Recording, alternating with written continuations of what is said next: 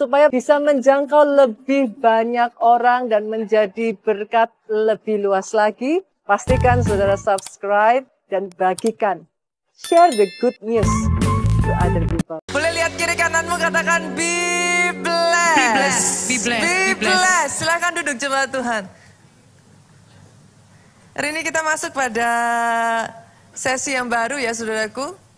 Satu seri firman Tuhan yang baru di bulan Agustus yang saya percaya adalah rema yang Tuhan berikan atas gereja ini. Your prime time is now. Your prime time is now. Your prime time is now. Prime time berbicara tentang the best moment. Waktu yang terbaik. Prime time berbicara tentang golden time, saudaraku. Dan apa yang ingin saya sampaikan kepada saudara hari ini adalah coba tangkap dulu rema ini, saudara. Tangkap dulu remanya, berani untuk tangkap dulu. Kenapa? Karena ketika saudara berusaha untuk menangkap, maka dengan sendirinya hati saudara itu akan lebih terbuka. You set your heart accordingly. You set your heart, saudara set hati saudara untuk saudara bisa terima. Karena di bagian yang pertama ini saudaraku, saya akan berbicara tentang yang namanya this is my season. This is my season talking about basically ya saudara, this is your turn. Kalau hati saudara tidak bisa dibuka, kalau hati saudara sudah langsung muncul dengan pastor tapi kenyataan di depan saya, pastor tapi keadaan saya, pastor tapi yang saya lihat di depan mata saya, maka semua yang dibagikan ini will just go in waste. Sia-sia saudaraku. Itu sebabnya saya katakan set your heart, setting hati saudara sehingga apa yang disampaikan ini bisa masuk dalam hidupmu. Kenapa saudara? Pengkhotbah 3 ayatnya yang pertama itu mengatakan seperti ini. Untuk segala sesuatu ada waktunya. Saudara bisa baca ayatnya. Untuk apapun di bawah langit ada waktunya. Jadi segala sesuatu itu ada masa, ada waktunya. Dalam bahasa Inggrisnya dikatakan seperti ini saudaraku. To everything there is a season and a time. Untuk segala sesuatu ada season, musim, dan ada waktunya. To everything there is a season and a time for every purpose under the heaven. Untuk tujuan apapun itu ada waktunya. Apa yang kita pelajari dari ayat ini? Bahwa di dalam kehidupan ini memang yes Pak. Masing-masing itu ada seasonnya, ada momen, ada waktunya. Sekian bulan yang lalu saudaraku, saya nggak tahu apakah saudara masih ingat. Ketika saya bercerita tentang si ulat kecil. Kalau kita mau berbalik kepada si ulat kecil ini, yes emang ada momen di mana dia memang ulat kecil. Ada satu babak di dalam kehidupannya yang mana memang dia hanya seekor ulat kecil Pak. Yang kerjaannya hanya berjalan setiap hari makan daun. Dan sorry to say Bapak Ibu kalau boleh saya tanya berapa banyak di sini yang geli sama ulat? Ada yang geli sama ulat, ada beberapa yang jujur angkat tangan geli. Saya nggak mau mengatakan jijik kok kayaknya kasihan ulatnya gitu saudaraku. Tapi kalau kita berbicara, kalau saudara ngomong saya geli pastor sama ulat. Kira-kira kalau saudara sudah geli bakalan mendekat atau menjauh? See? Ada momen, satu masa dalam kehidupan si ulat kecil ini, no matter, tidak peduli apa yang dia lakukan, seolah-olah tidak ada yang melihat dia. Yang ada orang justru menghindar. Yang ada orang itu justru kayak berusaha menjauh. And then there is a season, ada momen di mana dia berubah menjadi kepompong Bapak Ibu. Masih mending jadi ulat. Bisa jalan, bisa makan. Ketika jadi kepompong, hanya diam. Bukankah kadang dalam hidup ini ada season di mana saudara berkata, aduh, rasanya kok penantiannya terlalu lama. Mau sampai kapan? kayaknya apapun yang saudara lakukan tidak ada artinya gitu. Bahkan sebagian dari saudara mungkin Tuhan purposely ngomong sama saudara, sudah, diem, tunggu. Tapi momen kepompong ini justru momen yang sangat tidak menyenangkan. At least sebagai seekor ulat saudara dijauhi, but come on, you have your own life gitu kan. Tapi sebagai kepompong saudara nggak bisa ngapa-ngapain. But that is the season, satu momen yang sangat dibutuhkan. Tanpa season kepompong ini, seekor ulat tidak akan berubah menjadi kupu-kupu. Setiap orang menginginkan masa menjadi kupu-kupu. Siapa yang nggak mau menjadi kupu-kupu? All eyes on you. Semua mata terlihat, tertuju melihat kepada saudara. Orang terpesona, orang kagum, semua orang berbicara tentang saudara. Siapa yang gak mau jadi kupu-kupu saudaraku? Tetapi for everything, there is a season and a time. Tapi hari ini saya berdoa, kenapa saya katakan kepada saudara untuk berani buka hatimu terlebih dulu. Karena saya mau tantang saudara untuk saudara berani berkata, this is my season. Ini waktuku. Kita memasuki bulan Agustus ya saudara. Tahukah saudara bulan ini adalah bulan yang spesial buat bangsa kita? 79 tahun yang lalu, di bulan yang sama, Indonesia memasuki the season of prime time, saudara. Bukan main-main loh, saudaraku. Selama 350 tahun, bangsa Indonesia ada di dalam penjajahan. Saya nggak tahu dengan saudara yang punya kesempatan, mungkin sebagian yang usianya sudah di atas saya, punya kesempatan untuk ngobrol dengan kakek atau dengan mungkin buyutnya, saudaraku. Kebetulan saya bersyukur ketika saya masih kecil, saudaraku, nenek buyut saya, jadi kalau saya manggilnya Makco, mama dari engkong saya itu masih hidup, saudaraku. Dan dia akan menceritakan masa-masa pada saat Indonesia itu ada di bawah penjajahan. Dia akan bercerita bagaimana ketakutannya orang-orang harus bersembunyi. Saudara, hari ini lihat kiri kanan datang cantik-cantik dan keren-keren, saudara.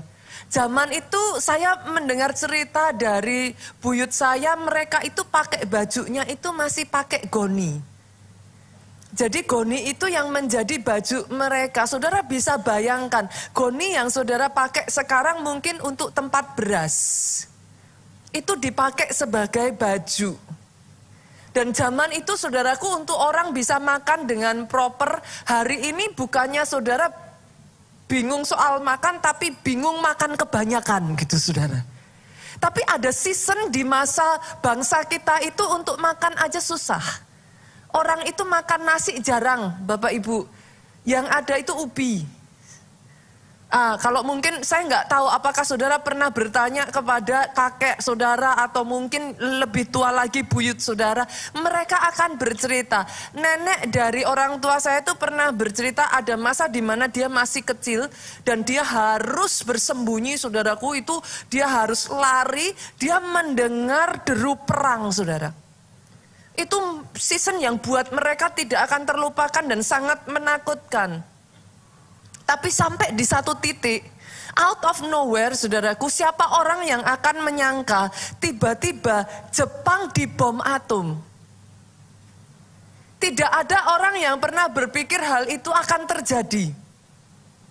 Begitu Jepang dibom atom, saudaraku, di saat itulah para pejuang kemerdekaan melihat satu masa, satu season, satu kesempatan. Dan mereka memperjuangkan begitu rupa. Saudara nanti bisa baca sejarah lagi. Kalau saya tidak salah itu sekitar tanggal 6 atau 9 Agustus Jepang dibom atom. Saudara bayangkan dari tanggal 6 dan 9 itu ke tanggal 17 itu hanya berapa waktu? It's just like less than 10 days, saudaraku. Kurang lebih antara seminggu 10 hari, saudara. Mereka benar-benar berusaha memanfaatkan waktu yang ada. They seize the moment, saudaraku. Dan tiba-tiba mereka mendeklarasikan pada tanggal 17 Agustus tahun 1945, Indonesia merdeka. Pastor, what is your point? Saya nggak tahu dengan keadaan saudara hari ini, kenapa saya mengatakan just open your heart first. Karena pada saat itu bangsa Indonesia juga tidak pernah menyangka mereka akan merdeka. Just like a week before, just 2 weeks before, keadaan itu belum membaik. Mereka masih hidup di dalam penjajahan, hidup mereka masih susah, tidak ada pengharapan siapa yang akan menolong mereka. But then suddenly, something happened. Sesuatu terjadi. Tiba-tiba para pejuang melihat kesempatan itu. Indonesia mendeklarasikan kemerdekaannya. Saya berdoa ya, hari ini ada orang-orang yang berani berkata, Pastor, this is my prime time. This is my season. Saya tahu yang ada di depan mata saya tidak berbicara demikian. Saya tahu fakta dan kenyataan yang saya alami jauh daripada itu. But I declare upon your life, this is your season. Aminnya boleh yang paling keras. Kalau tepuk tangannya boleh yang paling meriah buat Yesus Tuhan kita. Kenapa saudara? Perhatikan ini. Sangat penting untuk saudara bisa memahami masa dan waktu. Karena banyak orang tidak memahami masa dan waktu. They either lose atau they pass it by, mereka melewatkan. Satu hari ya saudaraku, ada kisah di mana Yesus sedang berjalan. Ketika dia dekat dengan Yerusalem saudaraku, Alkitab mencatat Yesus menangis. Kita buka ya, ayatnya kita lihat ya. Lukas pasalnya yang ke-19, ayatnya yang ke-41 sampai ayatnya yang ke-44. Ketika Yesus telah dekat dan melihat kota itu, ini berbicara tentang Yerusalem. Ia menangisinya. Katanya, wahai, betapa baiknya jika pada hari ini juga engkau mengerti apa yang perlu untuk damai sejahteramu. Tetapi sekarang hal itu tersembunyi bagi matamu. Sebab akan datang harinya bahwa musuhmu akan mengelilingi engkau dengan kubu, lalu mengepung engkau, menghimpit engkau dari segala jurusan, ayat 44, dan mereka akan membinasakan engkau beserta dengan pendudukmu, dan pada tembokmu mereka tidak akan membiarkan satu batu pun tinggal terletak di atas batu yang lain. Ini sudah pernah terjadi ya saudaraku, di masa lalu, bagaimana tembok Yerusalem dihancurkan. Karena engkau tidak mengetahui saat bila mana Allah melawat engkau. Wow. Ini poin yang sangat penting. Yesus bukan menangis karena hal yang lain. Yesus menangis, Alkitab mengatakan di ayat yang ke-44 ini, karena engkau tidak mengetahui saat bila mana Allah melawat engkau. Saudara, dalam hidup kita ini ya saudaraku, ketika saudara memahami seperti apa saat dan waktu itu, you can behave accordingly. Saya kasih gambaran ya, saya bukan kemudian mempercayai ataupun saya justru malah menceritakan atau untuk saudara memahami, tetapi dalam mitologi Yunani, saudaraku, ada kisah tentang yang namanya dewa kesempatan. Nah mungkin boleh Dewa kesempatan itu, saudara, diceritakan. Sekali lagi ya, saya disclaimer ya. Ini saya bukan kemudian mengendorse atau saudara mempercayai hal itu. It's just a way buat saya menceritakan kepada saudara. Di mitologi Yunani itu, dewa kesempatan itu digambarkan depan rambutnya itu gondrong, saudara. Tetapi belakangnya, maaf saudaraku, kepalanya itu botak. Maksudnya gimana? Pada saat dewa kesempatan itu lewat, cepet-cepet tarik rambutnya. Saudara mengerti? Jadi lucu sekali, memang ini mitologi kisahnya itu lucu. Jadi ketika dewa kesempatan itu lewat, cepet ditarik itu rambutnya supaya dia berhenti. Karena begitu dia melangkah satu langkah saja ke depan, tangan saudara mau meraih, dapatnya bagian yang botak. Saudara mengerti yang saya maksudkan? Itu sebabnya, maafkan saya ya saudaraku, with all due respect ya saudara, ini firman Tuhan tidak untuk menyinggung siapapun. Tetapi saudara, yang saya maksudkan di sini adalah saudara, ketika engkau mengerti kapan masa dan waktu, you will always get the best out everything.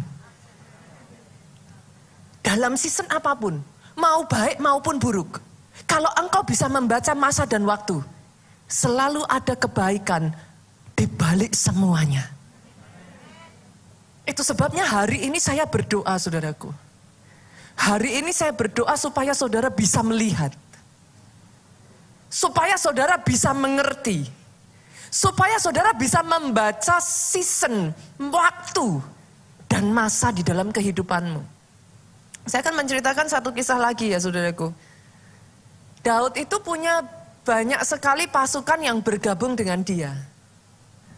Tapi dari semua pasukan yang diceritakan, saya tertarik pada satu suku saudara. Kita lihat ya, dari 1 Tawarik pasalnya yang ke-12 ayatnya yang ke-23. Nanti kalau saudara baca, dari Bani segala macam, multimedia salah ayat ya. 1 Tawarik 12 ayatnya yang ke-23 bukan 32. Nanti kalau saudara baca, mereka itu menceritakan, turun ke ayat yang ke-24, diceritakan tentang Bani Yehuda dengan 6.800 pasukan yang pandai memegang pedang dan perisai, saudaraku. Nanti turun lagi, saudara akan menemukan di ayatnya yang ke-25, ada yang namanya Bani, apa saudara, Simeon, 7.100 pahlawan yang gagah perkasa. Nanti saudara turun lagi tuh, saudara akan dapatkan di ayat yang ke-33. Namanya adalah Bani Sebulon, nggak main-main saudaraku. 50.000 pasukan yang pandai berperang dengan berbagai senjata. Menurut saudara ini semua orang-orang hebat nggak? Tapi dari semua yang dikisahkan itu saya tertarik, ada satu bani saudaraku. Di ayat yang ke-32, coba multimedia buka. Di ayat ke-32 dikatakan demikian. Dari Bani Isakar, perhatikan saudara. Orang-orang yang mempunyai pengertian tentang saat-saat yang baik. Sehingga mereka mengetahui apa yang harus diperbuat orang Israel. Jumlahnya nggak banyak. Hanya 200 orang kepala dengan segala saudara sesukunya yang di bawah pemerintahan mereka. Ini suku unik saudara. Jumlahnya nggak banyak. Kepalanya hanya ada 200, compare teman-teman yang lain. 6.800, 7.000, 50.000. Bahkan ayat ini tidak menceritakan mereka orang-orang yang pandai memegang pedang. Tidak dikatakan orang gagah perkasa. Tapi 200 orang ini sekalipun mereka kecil, dalam bahasa Inggrisnya disebut seperti ini saudaraku. Mereka itu adalah men that had understanding of time. Orang-orang yang punya pengertian tentang waktu. To know what Israel ought to do. Untuk mengetahui apa yang harus dilakukan bangsa Israel. Saya tertarik sekali dengan kisah ini, saudaraku. Ini adalah orang-orang yang somehow sama-sama melakukan sesuatu. Mereka ada di tempat yang tepat, pada waktu yang tepat, ketemu dengan orang yang tepat. Saya benar-benar berdoa ya saudaraku. The eyes to see. Hikmat yang membuat engkau bisa melihat. To seize the moment. Karena 17 Agustus tidak akan terjadi kalau pada saat itu tidak ada pahlawan-pahlawan perang yang melihat kesempatan itu. 17 Agustus akan lewat begitu saja. Kalau mereka tidak berani memanfaatkan kesempatan yang ada. Itu sebabnya deklarasi kemerdekaan kita mengatakan apa saudaraku? Dalam tempo yang sesingkat-singkatnya. Karena ada orang-orang yang ketika momen itu datang, you chicken out. Engkau ketakutan. Ada orang-orang yang ketika momen itu datang, engkau ragu-ragu. Akhirnya freeze. Nggak ngelakuin apa-apa. Dan ketika waktunya sudah lewat, saudara cuma bilang, udah nggak bisa lagi. Udah nggak, tap. It's gone. I pray. Saya berdoa ada orang-orang yang diberikan anugerah seperti Bani Isakar di tempat ini. Saya nggak tahu berapa banyak dari saudara yang bisa melihat apa yang saya katakan. Tapi saya berdoa ada orang-orang di tempat ini yang bisa menangkap ini. Your season, your prime time is now. Oh aminnya yang paling keras. Kalau mau tepuk tangannya yang paling meriah. Katakan jadi atas hidupku. Oh. Saya tuh apa ya saudaraku, waktu saya mempelajari ya. Firman yang saya bagikan ini ya saudaraku. Saya buka hati saya selebar-lebarnya saudara. Server paling tahu hal ini. Seorang server tidak akan bisa surfing saudaraku tanpa adanya gelombang yang tepat. Buat saudara yang melihat gelombang sebagai masalah ya. Hari ini saya berdoa saudara bisa melihat tidak semua masalah yang terjadi itu buruk. Karena seorang server tanpa gelombang dia tidak akan bisa melejit naik. Jadi kalau saudara terus-menerus melihat masalah, tantangan sebagai hal yang buruk sehingga kau hindari. You never know when is the last wave, when is the next wave yang akan membawa saudara naik tinggi. Orang yang bermain layang-layang tahu yang saya katakan saudara. Sehebat-hebatnya saudara bermain layang-layang, layang-layangmu gak akan pernah naik tanpa angin. Yang sepakat katakan amin. Saya berdoa the wind is blowing in your direction. Angin itu bertiup. Karena kadangkala banyak orang menghindari badai. Oh, I pray ada orang-orang yang bisa menari di tengah badai. Tuhan itu tidak melambangkan dirinya mewujudkan dalam banyak binatang loh saudaraku. Dia hanya menggunakan beberapa figur. Salah satunya singa. Salah satunya lagi adalah Raja Wali. Seekor burung yang bisa menari di tengah badai. Seekor burung yang tidak takut dengan orang-orang yang berusaha menjatuhkan. Saudara pernah lihat, saya satu kali tertarik dengan sebuah film bagaimana burung gagak itu berani mematuk dan mengganggu burung Raja Wali.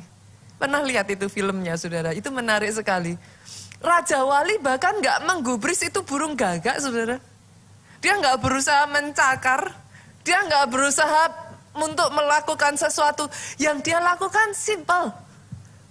Dia cukup terbang lebih tinggi aja. Ada di sini orang-orang yang terus-menerus merecoki saudara, terus-menerus mengatakan perkataan-perkataan negatif, terus-menerus berusaha memfitnah, menghancurkan hidup saudara. Perhatikan ini ya saudaraku, jangan termakan sehingga kau jadi kepahitan. Jangan termakan sehingga kau sakit hati. Jangan terpancing sehingga engkau emosi. Jangan jatuh dalam mengasihani diri sendiri. What you must do, apa yang kau lakukan, kau cukup terbang lebih tinggi.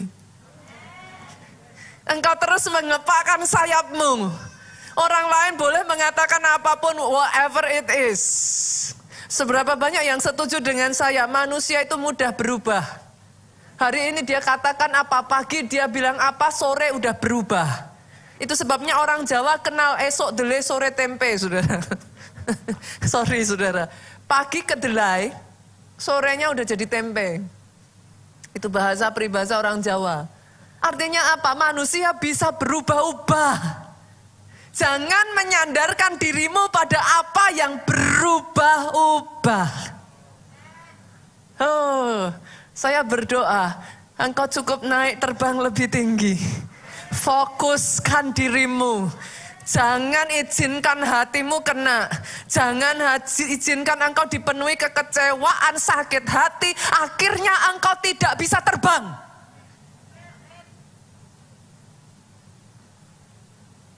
Buat musuh mission accomplished, saudara.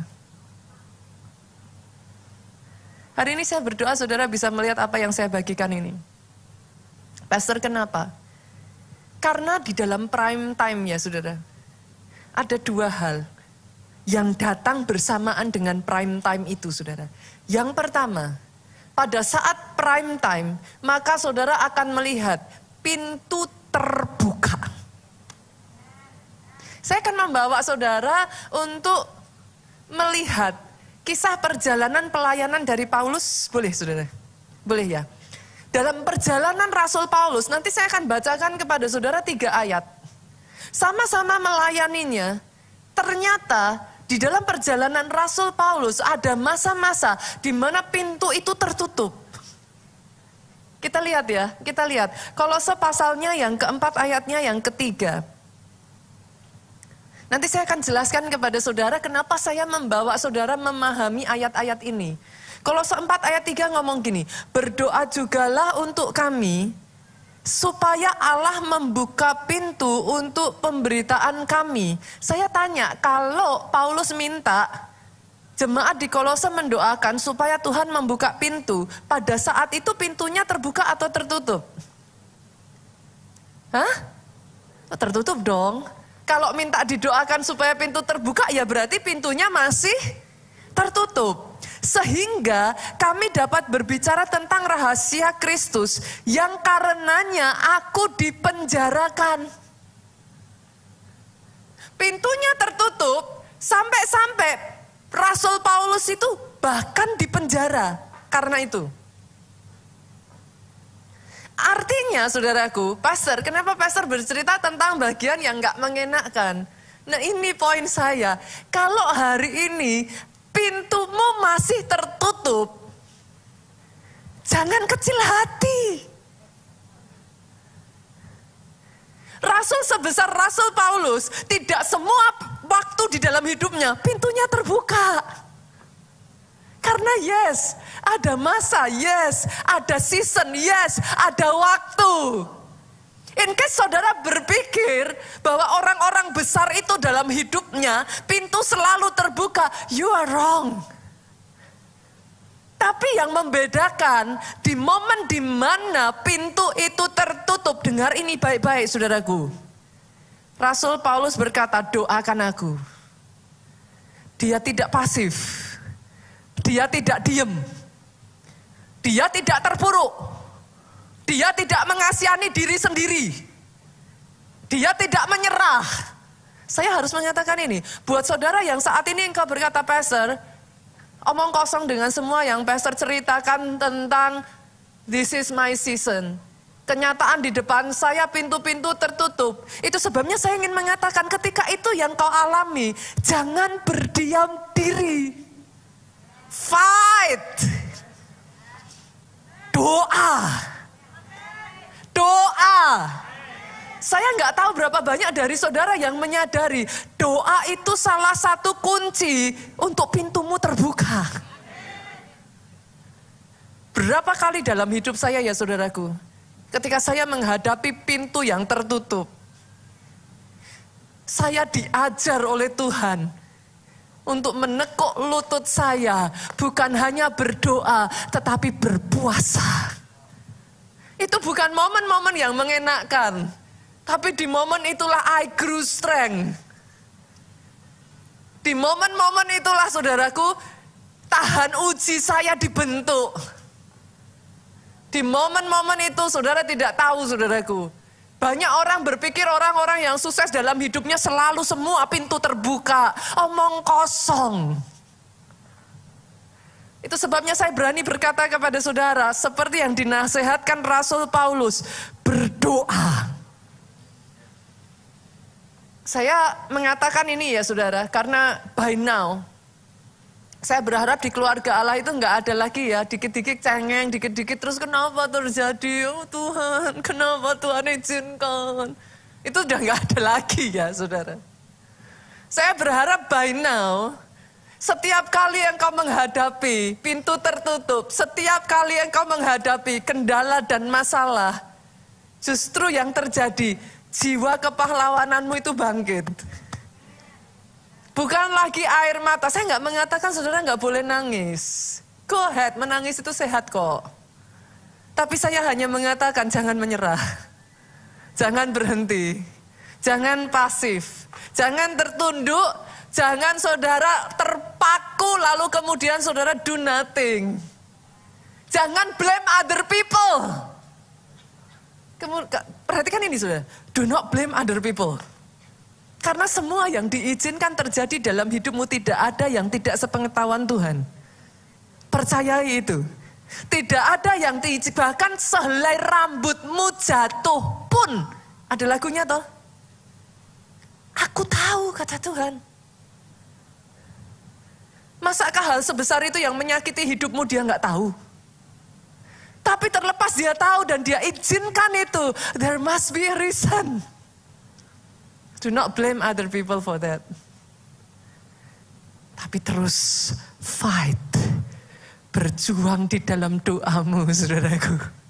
Karena setelah itu, Rasul Paulus juga ngalami season yang berbeda ketika berpindah ke 1 Korintus. Kita lihat ya. Ayatnya yang ke-16, pasal 16, Ayat yang 9 dikatakan seperti ini. Sebab di sini banyak kesempatan bagiku. Lihat saudara. Untuk mengerjakan pekerjaan yang besar dan penting, sekalipun ada banyak penentang. Dalam bahasa Inggrisnya ayat ini menarik, dikatakan, for a great door, an effectual is open unto me. Karena ada pintu gede yang dampaknya besar, itu terbuka untukku. Ada waktunya ketika di mana pintu yang tertutup itu, saudaraku, akan ada satu pintu besar itu bisa terbuka lebar buat saudara.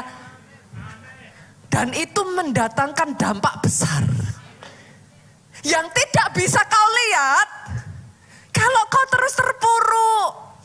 Kalau engkau berkutat di dalam sakit hati, kekecewaan, kalau engkau memutuskan menyerah dan berhenti, you will never see the door open in front of you. Yang sepakat aminnya boleh yang paling keras. Yang sepakat aminnya boleh lebih keras lagi, saudaraku. Kalau mau tepuk tangan yang paling meriah. Ada momen-momen Rasul Paulus ngomong, ada pintu gede. Kalau yang pertama tadi kan dia ngomong doain ya, pintu tertutup kan gitu. basically. Tapi ada momen dia ngomong, ada pintu gede, tapi masalahnya banyak. Ada yang ngalami seperti itu? Karena setiap orang saya nggak tahu nih season yang mana yang kau alami. Kadangkala saudaraku ada waktu di mana banyak pintu terbuka, tapi rasanya kok masalah nggak berhenti-berhenti. Jangan dikit-dikit ketika engkau menghadapi masalah, engkau saudara, istilahnya mengasosiasikan dengan jangan-jangan Tuhan sudah tidak bersama dengan aku lagi. Halo? Yang mengerti katakan amin. Rasul Paulus ngalami di depan matanya ada pintu gede. Pintu yang besar dan efektual. Efektual itu membawa dampak besar. Tapi dia ngomong, sekalipun banyak tantangan. Oh, hari ini saya bisa berdoa ya. Saya berdoa ya saudara. Saudara itu bisa mengerti yang saya katakan ini. Itu sebabnya sangat penting ya. 200 orang dari Bani Isakar itu mungkin gak seperti bani-bani yang lain yang punya senjata, yang bisa ini dan itu. Tapi orang-orang yang seperti ini dibutuhkan untuk saudara masuk ke tanah perjanjianmu. Karena kemampuanmu untuk bisa melihat waktu dan masa. Wah, itu menentukan banyak hal saudara. Tapi ada musim juga, lihat ya. Kisah Rasul 28 ayat 30 sampai 31. Saya berharap saya bisa membawa saudara pada pemahaman ini. Dan Paulus tinggal 2 tahun penuh di rumah yang disewanya sendiri itu. Ia menerima semua orang yang datang kepadanya. Dengan terus terang dan tanpa rintangan apa-apa, ia memberitakan kerajaan Allah dan mengajar tentang Tuhan Yesus Kristus. Ayat yang ini saudara bisa merasakan apa yang dialami. Ini sudah kayak jalan tol. Hebatnya, di ayat ini saudara membaca 2 tahun penuh. Rasul Paulus enggak setengah hati. Disewa, dia tinggal di situ. Alkitab mencatat, dia menerima semua orang yang datang kepadanya. Saya enggak tahu ya saudaraku, itu sebabnya saya minta ketika saudara baca Alkitab, jangan keburu-buru. You miss the gem. Saudara kehilangan mutiara-mutiara berharga dari ayat itu. Yang dimaksudkan dari ayat ini apa? Kadang ada orang-orang yang justru di peak moment saudara. Saudara ngomong gini, capek. Enak dulu ya. Sekarang saya enggak bisa istirahat. Tiap hari kerja. Kapan bisa istirahatnya? Watch out. Hati-hati. Engkau yang Tuhan sedang bukakan pintu-pintu begitu rupa sampai kewalahan. Hati-hati dengan apa yang kau katakan. Yang sepakat katakan amin. Lah pastor, kalau saya capek saya harus ngomong apa? Tuhan, give me wisdom. Untuk aku bisa mengelola dengan baik. Give me wisdom. Untuk aku bisa meningkatkan SDM. Untuk aku bisa melatih orang-orangku. Give me wisdom. Bahkan Tuhan, berikan aku kesehatan dan kekuatan lebih. Sehingga terhadap semua berkat yang kau berikan, itu pun aku bisa mengerjakannya. Oh come on, tepuk tangannya boleh yang paling meriah. Kalau saudara bisa menyadari itu, every season is beautiful. Kenapa saudara harus menderita di mana waktu di mana saudara harus pada saat itu mungkin adalah seekor ulat? Kenapa saudara harus menderita ketika saudara menjadi kepompong? Sadari, tidak selamanya engkau jadi ulat dan kepompong. Justru kepompong yang berusaha dibantu, dibukakan belum pada waktunya. Ketika dia jadi kupu-kupu, dia jadi kupu-kupu cacat yang gak bisa terbang. Halo? Yang sepakat katakan amin. Sadari saudaraku. Saya waktu baca, saya mempelajari ini ya saudara, I accept it. Saya tangkap itu. Saya percayai saudaraku, when the prime time, ketika waktu yang terbaik itu datang, pintu akan dibukakan. Jadi kalau toh saat ini pintumu masih tertutup, jangan berkecil hati. Yang kedua saudara, apa yang terjadi pada saat prime time? Favor itu dicurahkan. Oh, nanti saya akan bercerita kepada saudara betapa pentingnya favor. Saudara yang menganggap remeh favor ya, in case ada di sini orang-orang yang hanya mengandalkan kekuatannya sendiri ya, saudara rugi besar. Favor itu amazing sekali saudaraku. Lihat apa yang terjadi. Mazmur 102 ayat 14.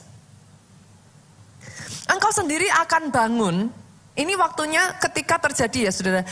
Akan menyayangi Sion sebab sudah waktunya untuk mengasihani. Sudah tiba saatnya, di dalam bahasa Inggrisnya dikatakan seperti ini. For the time to favor her, the set time is come. Jadi ternyata saudaraku ketika waktu itu sudah datang ya saudara. Favor itu dicurahkan. Saya akan bagikan kepada saudara 3 hal yang terjadi pada saat favor dicurahkan. Yang pertama, favor mendatangkan pengecualian. Entah gimana dalam hidupmu, engkau mengalami pengecualian demi pengecualian demi pengecualian. Itu saya saudaraku terus-menerus menyaksikan kepada saudara. Dalam hidup saya somehow mengalami itu again and again and again and again. Berapa kali saudara yang menghidupi, ada beberapa tim dalam kepemimpinan kami yang terus melihat dan mereka belajar dan mereka melakukan, and it also happen in their life.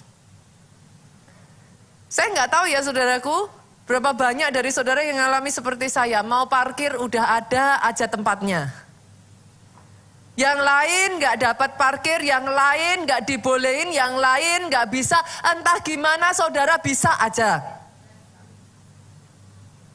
Hal-hal yang seperti itu saya berdoa terjadi atas hidupmu saudaraku. Saya masih, kalau saudara masih ingat ya, kisah di mana saya bercerita udah nggak ada handuk. Baru aja ini saya ngalami lagi, baru lagi saudara. Ceritanya saudaraku, saya paling senang ceritain yang kecil-kecil begini. Dasar ibu-ibu ya. Saya tuh beli saudaraku hadiah untuk salah satu leader kita yang baru saja punya anak. Saya beli gelang ya saudaraku. Saya beri gelang. Nah singkat cerita di toko tersebut sebelumnya saya udah pernah beli gelang. Tapi dia tuh lagi kehabisan, kalau biasanya yang di toko emas tuh kan ada ya saudara kayak kayak kotaknya yang cantik. Terbuat dari kayak bahan yang velvet, bludru kayak cantik gitu aja saudara ya. Terus kemudian ada kantongnya, pouchnya. Nah pada saat saya beli sebelumnya itu kantong habis. Kotaknya nggak ada saudaraku. Karena anaknya perempuan saya carinya pink. Nggak ada.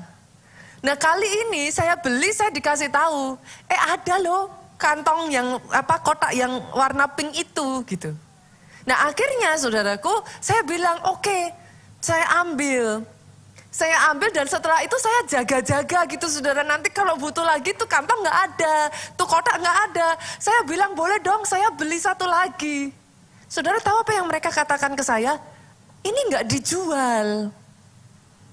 Hah? Loh lah gimana? Lah tadi katanya iya, kalau ibu beli gelang boleh. Tapi kalau enggak dijual katanya. Lah? Punya saya di rumah butuh. Enggak dijual. Lah terus gimana? Saya bilang, coba saya tanyakan bosnya. Yang saya heran saudaraku, enggak dijual tapi habis itu saudara pelayannya keluar ngomong sama saya, tapi untuk ibu bosnya bilang dikasih. Jadi saya enggak boleh beli tapi malah dikasih gratis. Saya tuh kadang enggak habis pikir mau dibeli enggak dibolehin sampai saya harus berdebat. Tapi setelah itu dikasih gratis. Bolehkah saya katakan kepada saudara? Kalau ada favor itu saudaraku, engkau akan mengalami dalam hidupmu entah bagaimana ada aja pengecualian. Hidupmu dikelilingi dengan keindahan. Bukan berarti berarti nggak ada masalah ya saudaraku. Kalau saya bercerita kepada saudara seperti ini, bukan berarti terus pastor, berarti dalam hidup pastor semuanya serba lancar, jaya, nggak ada masalah. Kayaknya Tuhan nggak pernah janji begitu deh. Tapi yes, saya selalu merasakan ada saja favor dan anugerah yang membuat di tengah semua masalah itu ada penghiburan. Yang kedua saudaraku, pada saat favor itu turun, tahukah saudara, favor itu membuat wilayahmu diperluas. Tadi kalau kita sudah bicara Bani Yehuda, kita bicara soal Simeon, kita bicara soal Isakar. Saya ajak saudara kita lihat ya, dari Ulangan 33 ayat 23 kita melihat tentang Naftali. Tentang Naftali, ia berkata, Naftali kenyang dengan perkenanan dan penuh dengan berkat. Berkat Tuhan. Milikilah Tasik dan wilayah sebelah selatan. Lihat ini saudaraku, dalam bahasa Inggrisnya dikatakan seperti ini. Oh Naphtali, overflowing with favor. Overflowing with favor. And full of the Lord's blessing. Possess the west and the south. Dulu gereja kita itu hanya ada di barat. Jakarta ini kalau boleh saya katakan ya saudaraku, you are overflowing with favor tadi itu saudara. Tempat ini bukannya nggak cukup saudara. Tapi out of nowhere, PIK itu bukan karena pastor, ada sebagian yang tanya kepada saya, pastor kenapa kok PIK dibuka nggak dipindahin? Kenapa kok Soho Capital masih dibuka? Karena jujur saudaraku, kami tuh nggak pernah berencana membuka di PIK. Karena di tempat ini juga masih cukup.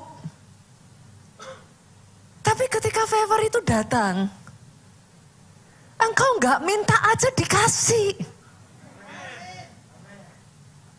Loh itu beneran saudara.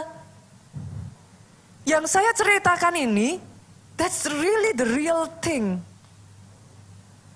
Kami nggak tahu tentang PIK, kami nggak pernah meminta, kami tidak pernah sebelumnya itu mengusahakan, saudaraku. Itu sebabnya ketika saudara melihat semuanya itu terjadinya begitu saja.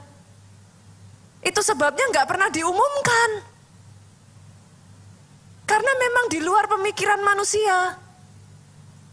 Tapi lucunya saudaraku, pada saat kami mendapatkan Tuhan memberikan PIK itu ya saudara, saya tuh jujur PIK itu merasa dijebak sama Tuhan, saudaraku. Kita tuh nggak ngerti. Kita belajar untuk taat. PIK dimulai, tiang pancang masuk, itu sekitar November, Desember 2019. Siapa yang tahu Maret 2020 bakalan pandemi? Kalau tahu, mungkin kita juga nggak mengiyakan. Yang mengerti katakan amin. Tapi tahukah saudara, saya tuh belajar satu hal ini saudaraku. Belajar taat dan berjalan di dalam favornya Tuhan. Belajar untuk mengikuti apa yang Dia mau. Dalam hidup saya belajar satu hal ini. Jalanku bukan jalanmu. Setinggi langit dari bumi, jalanku dari jalanmu. Dalam bahasa Inggrisnya dikatakan your thoughts are not mine. Pikiranmu bukan pikiranku. Sejauh itu loh, kayak suami istri kan kadang gitu ya saudara, suaminya mau apa, istrinya mau apa. Sama Tuhan tuh seringkali kita begitu. Sebelum saudara belajar ngomong dalam dirimu, yes sir, aku ikut. Selama saudara masih suka-sukaku Tuhan, suka-sukaku Tuhan. Apa-apa suka-sukanya saudara. Ke gereja saudara juga ngomong suka-sukaku Tuhan. Melayani saudara juga ngomong suka-sukaku Tuhan. Akan ada momen di mana Tuhan akan mengajarkan kepada kita ya saudaraku. untuk berjalan di dalam covenant.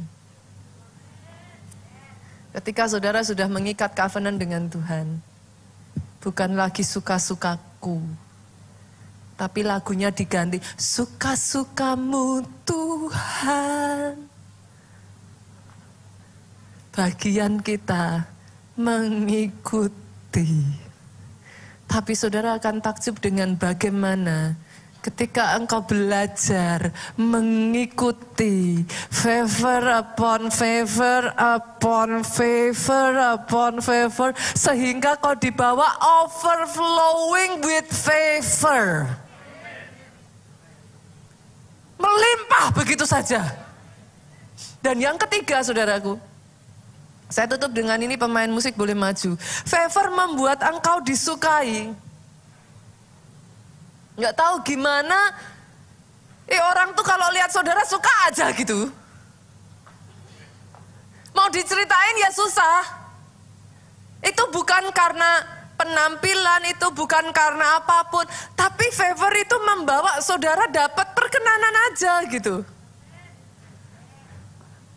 Entah gimana, saya tuh baru aja ya saudaraku, saya tuh ngalami dalam hal ini, saya tuh sampai nggak habis pikir ya saudara. Again and again and again, hal-hal yang tidak masuk akal saudara. Saya tuh baru aja beli, ini kecil, cuman kecil. Saya berharap cerita saya yang kecil ini menginspirasi saudara untuk tidak berkata, tuh kan kalau kayak gitu yang bisa ya cuman Pastor Nita doang. Udah kegedean, yang bisa cuman hamba-hamba Tuhan besar, yang bisa cuman orang-orang yang ini itu dan lain sebagainya. Saya berdoa ketika saya menceritakan yang kecil-kecil ini, saudara bisa berkata, segitunya ya, ternyata bisa ya, aku juga bisa ngalami. Yang sepakat katakan amin. Saya itu habis beli gantungan kunci saudara.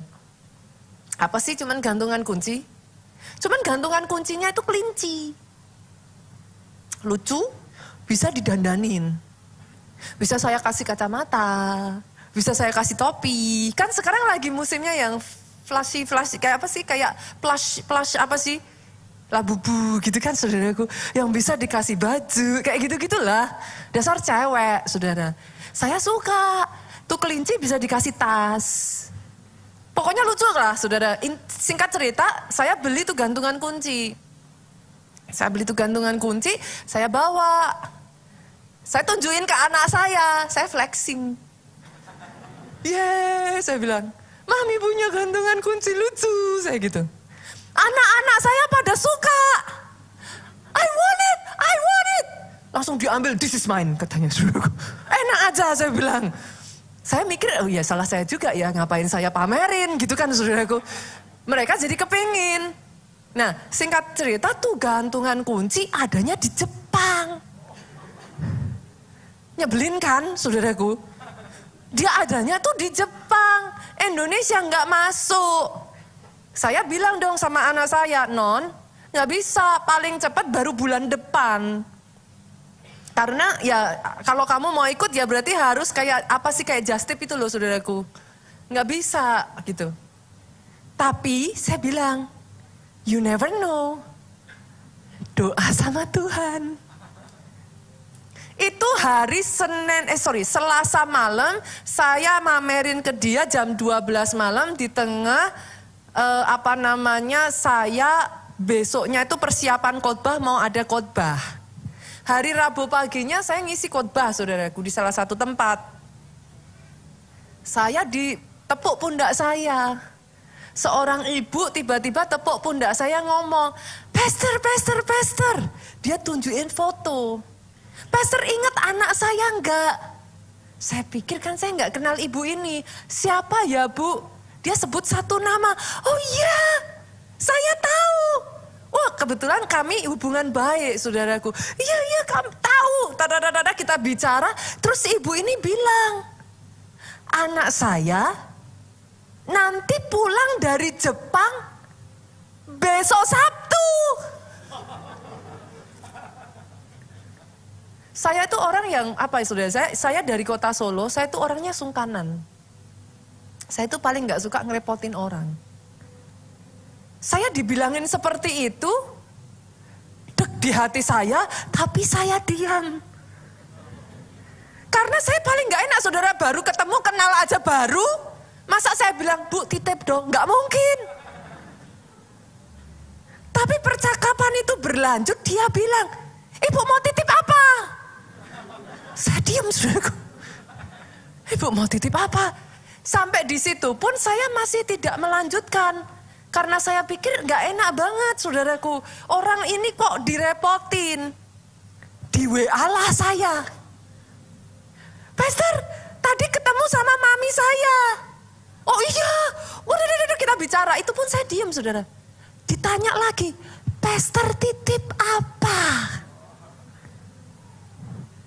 Itu butuh semalam saya berdoa loh saudaraku. Karena saya gak enak ngerepotin orang, to be honest saudaraku. I'm not that kind of person. Tapi malam itu saudaraku, saya ngomong sama Tuhan. Percakapan itu berhenti sampai di situ. Kalau masih dilanjutkan, saya menganggap itu sebagai it's an okay. Ternyata percakapannya berlanjut saudara. Singkat cerita, hari Rabu siang saya pergi ke Solo. Kami pulang hari Minggu. Hari Sabtu mereka datang di Indonesia. Hari Minggu kelinci cantik itu sudah tergeletak di rumah saya saudaraku. In case ada di antara saudara yang kepingin belajar taat sama Tuhan, boleh nggak saudara? Ikuti jalannya Tuhan. Karena ketika kau berjalan di dalam jalannya Tuhan, sometimes it requires you to forgive. Sometimes it requires you untuk rela dibentuk sama Tuhan. Sometimes it requires you untuk tetap diam pada saat engkau dipermalukan, engkau diperlakukan secara nggak adil. Sometimes it requires you untuk bayar harga dan mengikuti rencana Tuhan.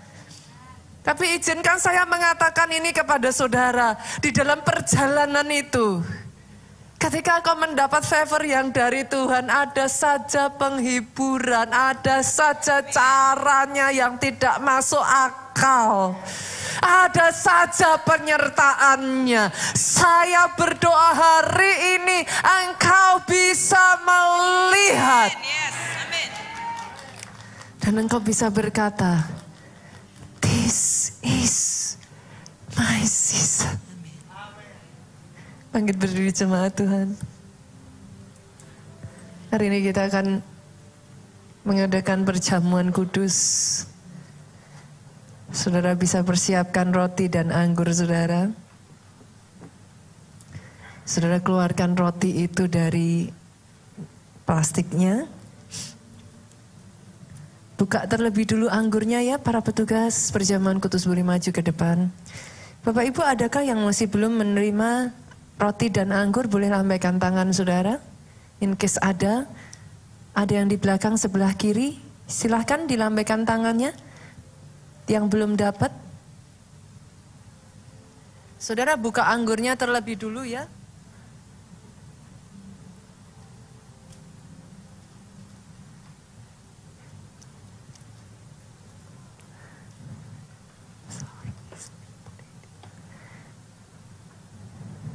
Sudah Bapak Ibu, semuanya sudah dapat? Sudah ya, kita berdoa Bapak Ibu. Bapak, kami mengucap syukur Tuhan. Di dalam perjalanan kehidupan kami ini Tuhan. Ajari kami menjadi orang-orang yang tahu kapan saat dan waktunya. Ajari kami menjadi orang-orang yang dekat-dekat dengan Engkau Tuhan. Amen. Sehingga kami mengerti isi hati-Mu. Trust tumbuh sehingga kami belajar mengikuti Engkau dengan setia. Caramu, jalanmu, waktumu, ajar kami untuk terus mengikut. Bahkan Tuhan, kuduskan dan sucikan kami, sehingga kami dilayakkan menerima tubuh dan darah-Mu. Angkat roti itu tinggi-tinggi di atas tangan kananmu saudaraku. Malam pada waktu Yesus diserahkan, dia mengambil roti, mengucap syukur ke atasnya, memecah-mecahkannya dan berkata, inilah tubuhku yang diserahkan bagi kamu. Perbuatlah ini menjadi peringatan akan aku. Apakah saudara percaya roti yang saudara angkat ini adalah tubuh yang sudah dihancurkan untuk hidupmu? Sedemikiannya dia mengasihi engkau. Dan dia berkata, itu sebabnya oleh bilurku engkau sembuh. Terima dengan iman saudaraku di dalam nama Yesus.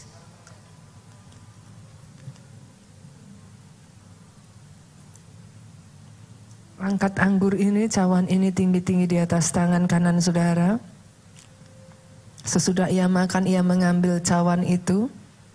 Lalu berkata, cawan ini adalah perjanjian baru yang dimeteraikan oleh darahku. Perbuatlah ini menjadi peringatan akan kamu setiap kali, akan aku setiap kali kamu meminumnya. Apakah saudara percaya anggur yang diangkat ini darahnya? Dicurahkan sampai titik yang terakhir. Dia menyelesaikan bagi engkau saudaraku. Dia menyelesaikan supaya engkau beroleh hidup yang kekal. Apakah saudara percaya darah ini berkuasa membawa saudara dari gelap masuk kepada terang? Darah ini berkuasa untuk menyucikan engkau dari setiap dosa-dosamu. Darah ini berkuasa menghapus setiap dosa-dosamu. Terima dengan iman di dalam nama Yesus. Yesus Tuhan, Yesus Tuhan.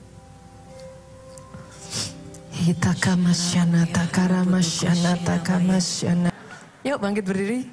Coba Tuhan, kita akan tutup ibadah kita hari ini. Angkat kedua tangan saudara dan aminkan berkat ini. Diberkati saudara oleh Tuhan. Amin. Diberkati keluargamu oleh Tuhan. Amin. Kedua tangan yang kau angkat ini, apa yang dikerjakannya dibuatnya berhasil. Saudaraku, sehat tubuhmu, amen. Baik jiwamu, amen. Kuat rohmu, amen. Panjang umurmu, amen. Untuk menceritakan semua keajaiban dan perbuatan besar yang Tuhan kerjakan atas kehidupanmu. Amen. Pulang dari tempat ini bawa sukacita, damai sejahtera, rema yang dari Tuhan. Bawa cinta kasih yang dari putranya, persekutuan dengan Roh Kudusnya sekarang sampai selama-lamanya. Engkau yang diurapi, diberkati, katakan dengan suaramu yang paling keras. Amin.